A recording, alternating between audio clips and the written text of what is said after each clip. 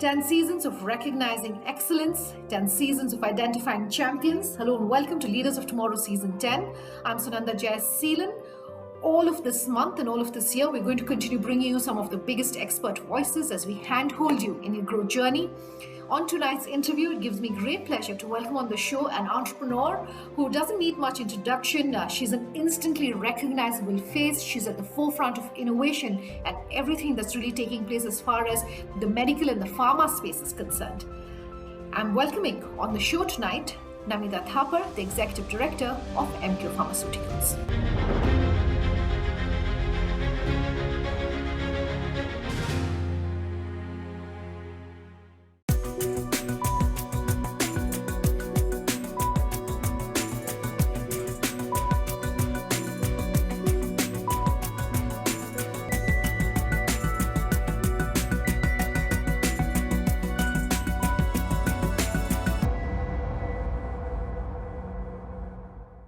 Namita, you're a leader. You are as comfortable crunching numbers as you are getting people to open up on topics which are sometimes taboo. As you are, now as an investor, you wear several hats, and I'm really curious to understand: is there anything that you're not good at doing? Sunanda, there are many things that I'm not good at. But one of the things that I've been trying hard but haven't mastered it is definitely meditation. For the life of me, I don't seem to be getting the few techniques I've tried. And I believe that that's one thing that really enhances your productivity and would be good for me. So hopefully someday. Before we talk about, some of these things on Emcure which have been in the news of late, I want to talk about your role as a leader, not just as a female leader, but as a leader. Talk to us about perhaps 2 or 3 of your career highlights, maybe your biggest challenges and how you managed to turn those around to become your biggest learnings. So basically, just you asked me real quick about what my 3 professional highlights are. And I think the 3 would be, first and foremost, whenever you join a family business, it's very important that you have a degree or a pedigree to back, your sort of when you join the business. And I think I'm very proud of the fact that I completed my chartered accountancy at the age of 21, and I did my MBA from one of the topmost schools globally and in the US. So that's definitely a highlight. And I think that helped me a lot when I joined Emcure. The second thing, again, talking about family businesses, I think it's very important for the second gen to get some work experience outside your own company. And I worked for 6 years in a couple of very large companies in the US, both in finance as well as marketing. And that really shaped my work ethic and really got me ready to take on my role at Emcure. My third highlight was once I joined Emcure, I initially started off as CFO. I was a CFO for about 10 years, but the biggest challenge was convincing my father, the founder, to let me try my hand at sales, because sales is something that I had never done before, although I'd of course done marketing in the US. But per se, leading the India business, handling 6,000 medical representatives, 2 lakh doctors, and 17 therapeutic areas, which is really the pride of Emcure, convincing him that I would be the best person to do that job was a huge challenge. I found a way to do that, and now I've been doing it for 5 years, and I believe my numbers speak for themselves, and he's convinced that I am the right person for the role. Okay, if there were 10 things that you think are going to impact entrepreneurs most, particularly from the healthcare and the pharma and the medical space in 2022, by way of trends, the 10 top trends in 2022 for small businesses from your industry and your fraternity, what would those be? So I think I'll make it a bit broader rather than just pharma. In terms of more for our country, what I think the 10 trends are that are going to be very defining and very important, and we should double down and focus on them. So first, of course, is health. Like I spoke earlier, when you talk at the grassroots levels, the awareness, detection, terrible numbers. We need to work on that. We need to educate more people. We need to make them aware. We need to get that detection going. So that's the number one thing. We need to make people more aware, especially with COVID, about their immunity, their health. Make people go for their annual checkups, right? The second area is women. very passionate about women. We got to get women back in the workforce. This 37, 27, 20% statistics of women labor participation, we cannot be okay with those numbers. We cannot regress as a country. We need to do a lot more to get them out there. Even that 2.3% funding that we spoke about, we got to change a lot of numbers where women in this country are concerned. The third area is technology. I spoke about that as well, not just in healthcare, but across the board. Digitization, AI, technology, whatever you want to name it, has the power to really help us scale and take a lot of things to the next level and truly bridge a lot of gaps. How are we going to do that? And are we really taking a lot of efforts at a policy level, at a grassroots level, to expedite that? That's a third trend. The fourth is D2C. I mean, with this COVID, we saw massive emergence of online shopping, the D2C world.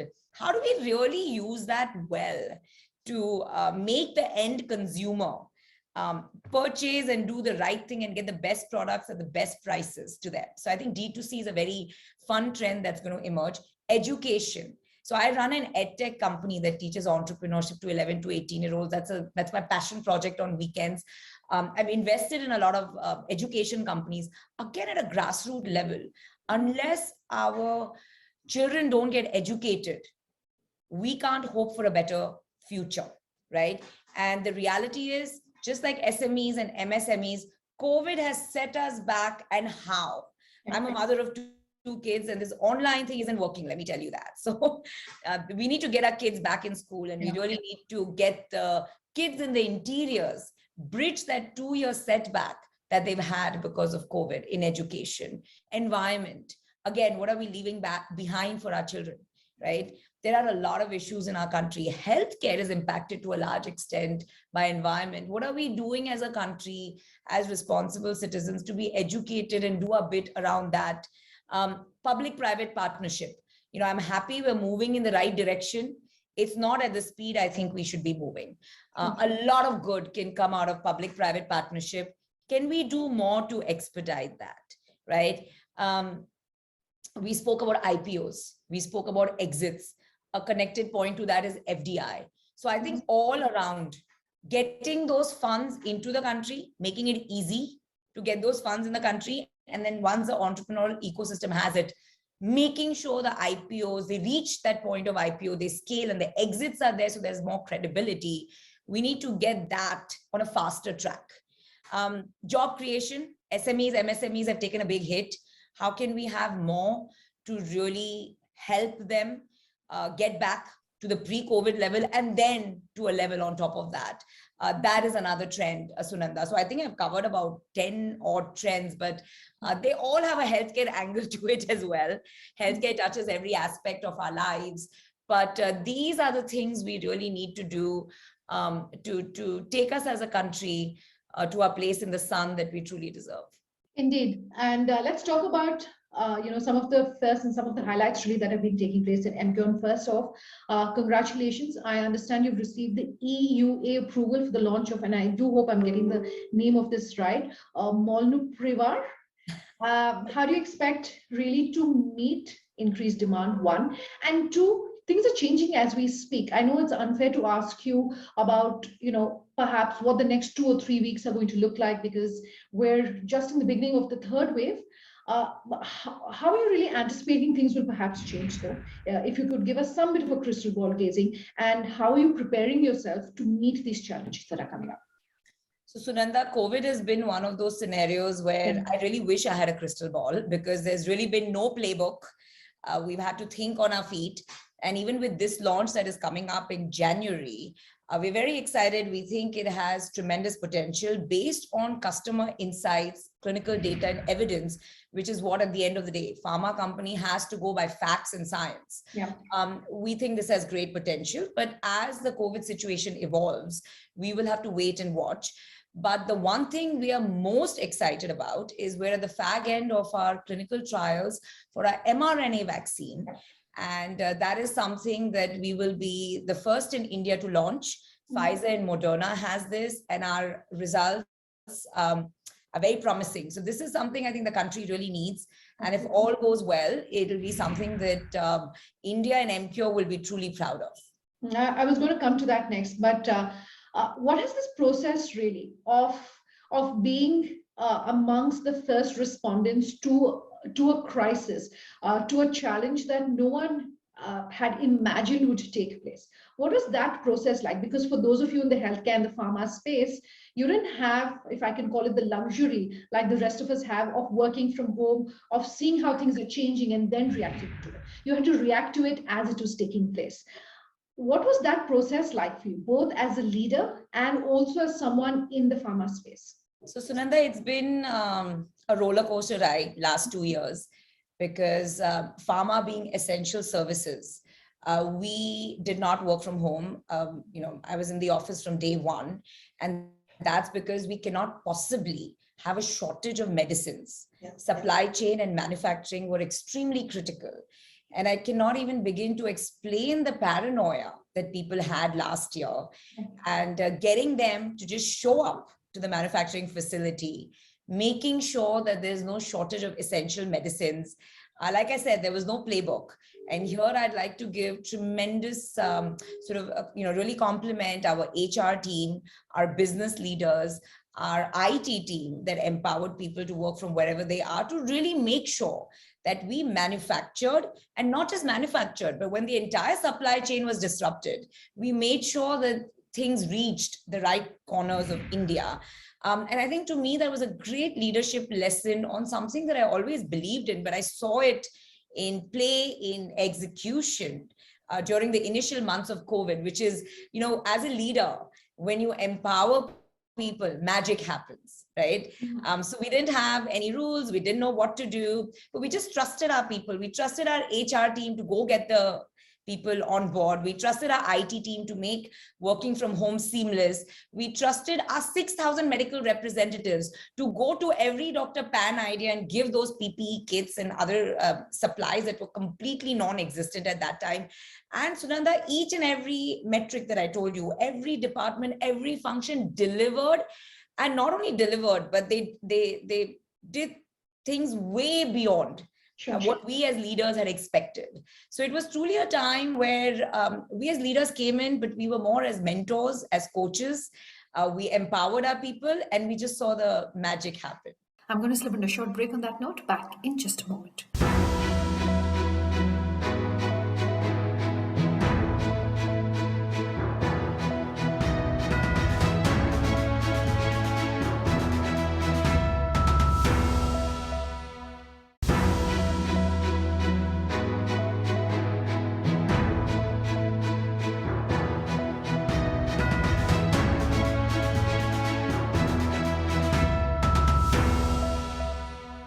Welcome back. With us here on Leaders of Tomorrow, our icon tonight is Namita Thapar.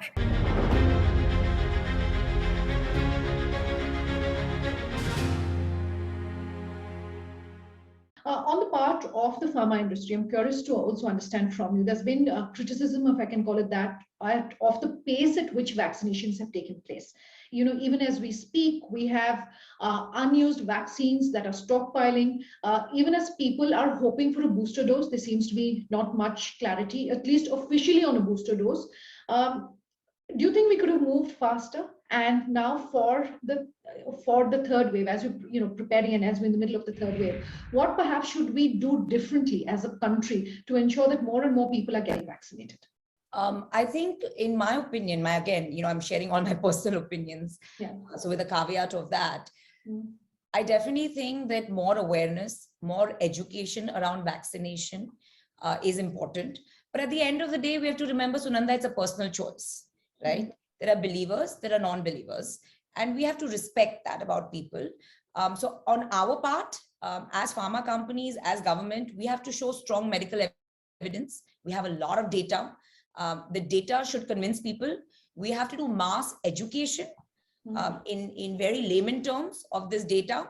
But at the end of the day, it's a choice of the people, whether they're believers or non-believers in herd immunity versus getting the vaccine, right? And I believe the government has tried their best, even with the booster dose. I believe there'll be some very specific guidelines coming out very soon, is what has been indicated.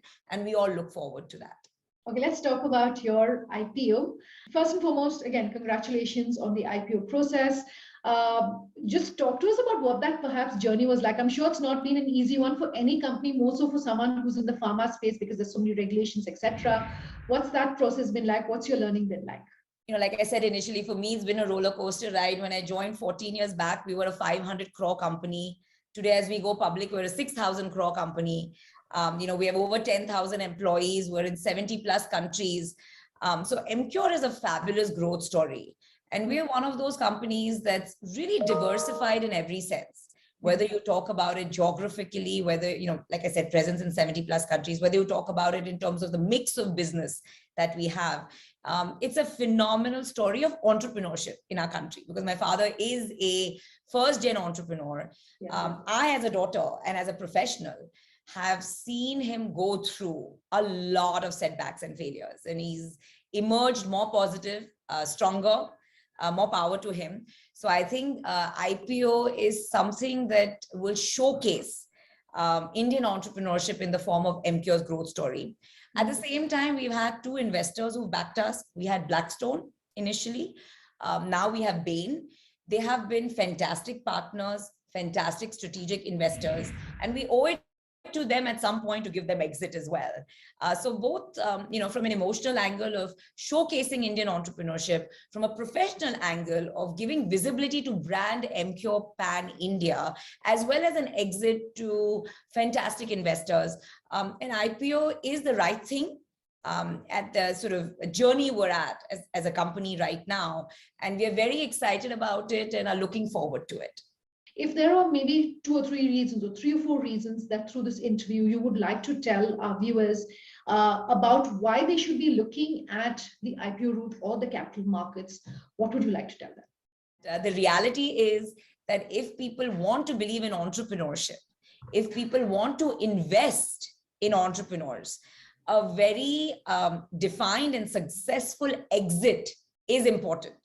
And at what point will you just keep going from one investor taking over another investor's money, right? At some point, a company going public is mass validation of the business model. It gives tremendous credibility to the entrepreneur and to the company. And so I'm a big believer that IPO is a very, very much needed, like you said, fundraising route, or not an end point, but a very good inflection point in an entrepreneur's journey.